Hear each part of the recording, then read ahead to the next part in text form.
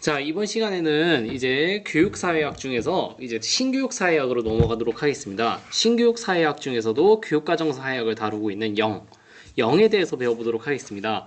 그래서 이 영 같은 경우에는 이제 교육과정사회학에 대해서 알아두시면 될 것 같고, 그 다음에 흔히 말하는 이제 높은 지위가 부여되는 지식이다. 이 높은 지위가 부여되는 지식이다라는 점에 대해서 여러분들이 보시면 되겠습니다. 자, 그래서 먼저 이제 요걸 대략적으로 지금 요 틀을 보시면은 오늘 배울 부분은 이제 요 교육사회학 중에서 이제 신교육사회학입니다. 그러니까 구교육사회학이라고 할 수 있는 이제 거시적 측면에서 벗어나서 이제 미시적 측면에서 신교육사회학을 보도록 하겠습니다. 그 중에서도 이제 개관에 해당하는데 이제 교육과정사회학에 대해서 이제 이 특징에 대해서 알아보도록 하겠습니다. 참고로 이제 이 틀 같은 경우에는 유튜브 동영상에서 이제 권지수 선생님이 쓴 이제 교육학 논술 교육사회학 띵킹맵 강의에서 그 마인드맵을 이용하였습니다. 그래서 오늘은 여기에 대해서 함께 보시면서 진행하도록 하겠습니다. 그래서 신교육사회학의 개관으로서 이제 대표자로서는 영과 번스타인이 있는데 그 중에서 오늘은 영에 대해서 배워보도록 하겠습니다. 그래서 세 가지 책을 먼저 볼 건데 김신일 선생님의 교육사회학과 그리고 손준종 교수님의 교육사회학 그 다음에 끝으로 김종두 선생님의 교육사회학 이 세 가지를 보도록 하겠습니다. 그래서 이제 김신일 교수의 이제 교육사회학을 보시면은 이제 교육사회학의 발달 그리고 미국과 유럽에서의 발전, 교육 내용에 관한 연구의 등장이라고 되어 있습니다. 그래서 신교육사회학 그리고 미시적 교육사회학의 발전에 큰 공헌을 한 사람은 번스타인과 영이라고 지적을 하고 있습니다. 영은 지식과 통제라는 책에서 종래의 교육사회학이 사회계층과 교육기회의 분배 문제에만 집착함으로써 학교 내부의 현상에는 주목하지 못했다라고 이야기하고 있습니다. 그러니까 종래의 교육사회학은 학교 내부 현상을 주목하지 못했다라는 겁니다. 이에 따라서 교육과의 과정의 사회적 성격, 그러니까 교육과정사회학을 본다면 영은 교육제도 속에서 선별 처리되는 것은 사람이랑 지식도 마찬가지다라고 하였습니다. 그러니까 기존의 사회계층 뭐 이런 것처럼 이제 사람이 선별 처리된다라고 본 것처럼 지식도 마찬가지로 선별 처리가 되는데 이것 또한 사회학적 탐구의 대상으로 삼아야 된다라고 본 게 영입니다. 그래서 전통적인 지식관에서는 전통적인 지식관의 이의를 갖고 전통적인 지식은 사회적 조건에 구속을 받지 않고 절대적인 자율성을 갖고 있으면서 고정적이고 불변적이라고 보았습니다. 이게 이제 전통적인 지식관이었는데 영은 이것에 이의를 제기하고 학교가 어떻게 지식을 선택하고 가르치면서 어떻게 지식을 선택하고자 가르치면서 선택적 지식교육의 과정이 학교 밖 권력구조와 어떻게 관련되었는지 밝히고자 하였습니다. 그래서 영은 지식의 계층화 그리고 이에 따른 사회의 계층화 사이의 관계의 규명에 초점을 가졌고 한 사회에서 지배적인 가치 유형은 사회적 보상, 권력의 배분, 지식의 조직 사이의 관계를 규명하였습니다. 영국의 교육체제는 엄격한 지식의 계층화에 기초한 학문적 교육과정에 의해 지배되었었는데 높은 지위가 부여되는 것 그리고 동시에 그런 내용을 가르치는 교사는 눈에 보이지 않는 높은 지위가 부여된다라고 보았습니다. 이 부분이 중요합니다. 높은 지위가 부여됐다. 그래서 높은 지위가 부여되는 지식은 이제 공식적으로 평가되는 내용이라든가 아니면 가장 우수한 학생들에게 가르치는 내용 그리고 세 번째로는 우수집단 학급의 학생들에게 가르치는 교육과정 영역에 높은 지위를 부여한다라고 보았습니다. 그래서 높은 지위의 부여가 되고 있는 지식의 특성은 현대사회에서 우선 문자로 표현되고 두 번째로 지식을 알게 되는 과정, 지식 수준에 대한 개인주의적 평가가 이루어지면서 학습자의 직접적인 체험적 지식과는 유리된 추상적인 지식 그리고 네 번째로는 실생활과는 관련이 없는 학문지학적 내용 곧 이것이 바로 학문중심적 교육과정의 특성이라고 보았습니다. 그런데 학문중심적 교육과정에서 높은 성취를 나타나는 학생들은 누구냐? 대체로 상층 계급 학생들이 학문중심적 교육과정에서 높은 성취를 나타냈습니다. 바로 교육과정은 사회계층 유지와 깊이 있는 관련이 있다라는 점을 여러분들이 보실 수 있겠습니다. 한편 이제 손준종 교수님의 교육사회학을 보도록 하겠습니다. 손준종 교수님의 교육사회학은 이제 신교육사회학자 그 중에서도 이제 이들은 지식사회학의 바탕을 두고 교육적 지식, 교육 과정을 연구하였습니다. 영이 대표적인데 기존의 교육사회학 연구는 기회의 문제에 집착함으로써 학교 내부를 암흑상자로 내버려두고 관심이 없었습니다. 교육적 지식의 정치적 사회적 성격이 주된 연구 주제였는데 지식사회학은 교육사회학과 구별되지 않는다라고 모았던 게 이제 0입니다. 그래서 이제 지식과 통제, 교육사회학이 새로운 방향에서 교육적 지식이 사회적 성격을 다뤘다. 이게 바로 교육과정 사회학이라고 보시면 되겠습니다. 즉 계속해서 반복돼서 나오는데 0은 교육과정 사회학에 해당한다라고 보시면 되겠습니다. 그래서 0 같은 경우에는 이제 계속해서 보시면 교육과 지위 성취 부분에서도 보실 수 있습니다. 직업적 지위를 결정하는 것은 이제 성취적 요인을 대표하는 학교 교육이 중요한 영향력이 미친다는 주장. 이게 바로 능력주의 사회입니다. 능력주의 정의를 0은 뭐라고 했냐면 지능과 노력을 합친 것을 의미하는 능력이 서로 다른 혜택과 권력을 갖는 계급적 지위로 개인들을 보내는 것을 결정하는 사회다라고 정의했습니다. 그래서 교육은 능력을 보증하고 개발하는 기능을 담당하는 것으로 받아들여짐으로써 능력과 재능에 따라 사회적 재화를 분배하는 것에 수능하였습니다. 사회적 재화를 분배하는 것에 수긍하였습니다. 그래서 이제 이 능력주의라는 거는 교육이 능력과 재능에 따라서 사회적 재화를 분배하는 것에 수긍한다라고 보았던 것이 이제 이 능력주의입니다. 그래서 0은 이 능력주의를 정의하였습니다.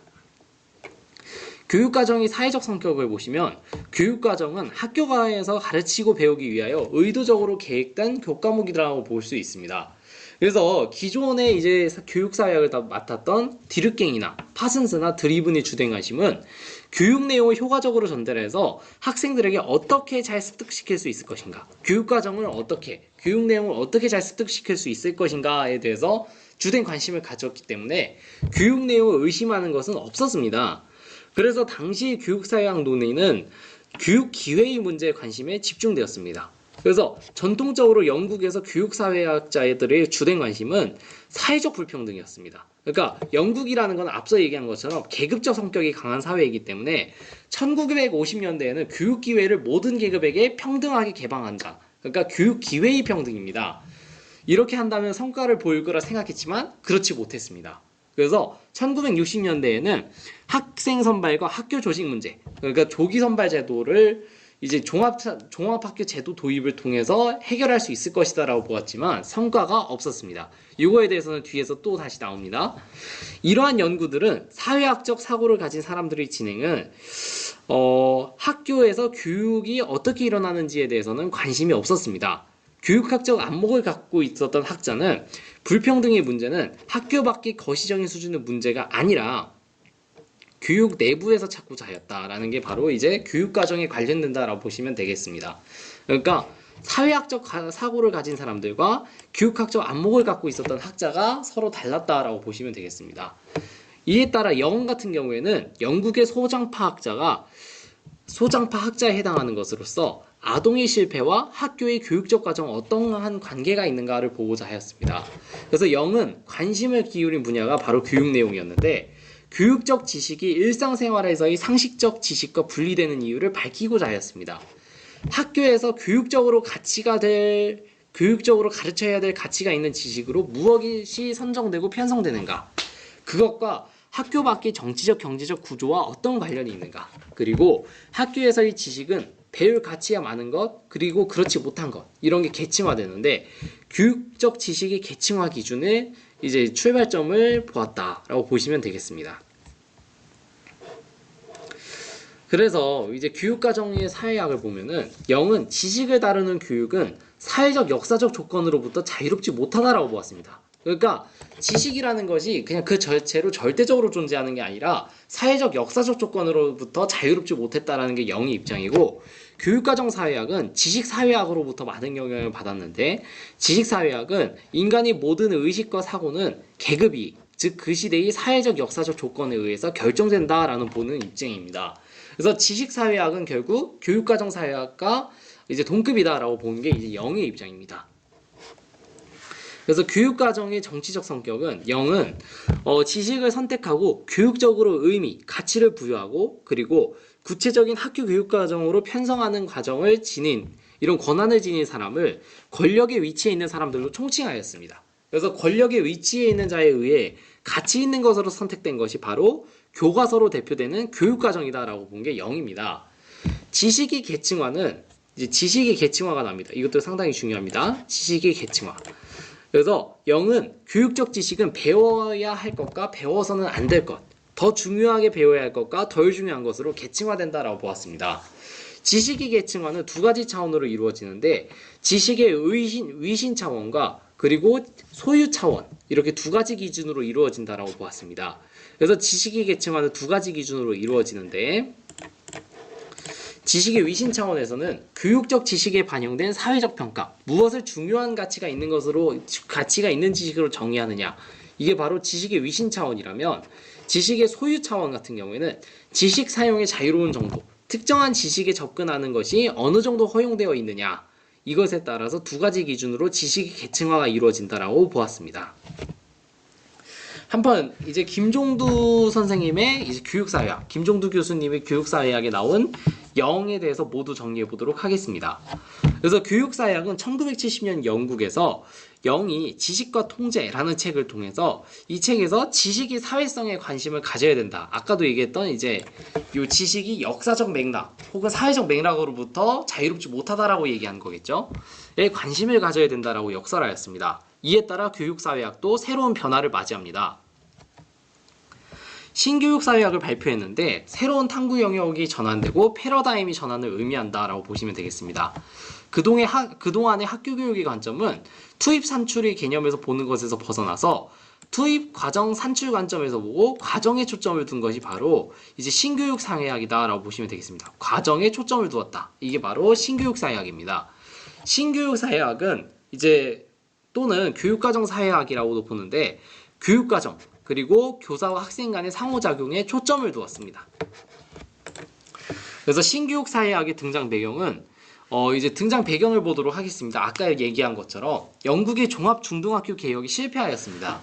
그러니까 원래 영국은 복선형의 중등교육 제도를 갖고 있었는데 지역별로 만 11세의 시험을 봐서 시험 성적에 따라서 중상류층 자들은 대부분 고전 중등학교에 입학해서 대학 진학의 기회를 받았지만 하류층 자제들은 교육 기회의 제한을 받았다라는 겁니다. 그러니까 이 11세 시험에 의해서 사회 계층이 지속이 되고 불평등 현상이 발생했다라는 것입니다. 그런데 1959년 크로우더 보고서에서는 기능주의적 관점에서 이런 학교 교육의 불평등을 시정하기 위해서 학교를 복선형에서 단선형으로 통합했다라는 것입니다. 그게 바로 종합중등학교 제도입니다. 그러나 학제 단선화 이후에도 교육 불평등은 지속되었고 노동자 계층의 자녀는 입학 전부터 문화적 결핍, 그래서 학업 성취가 부진하게 되는 결과를 낳았습니다. 그러니까 학제를 단선화하였는데 이것은 기능주의적 관점에서의 해결 방안이었지만 효과가 없었다라고 보시면 되겠습니다. 영과 번스타인은 학교에서 전달되는 지식, 곧 교육과정의 분석에 집중하였습니다.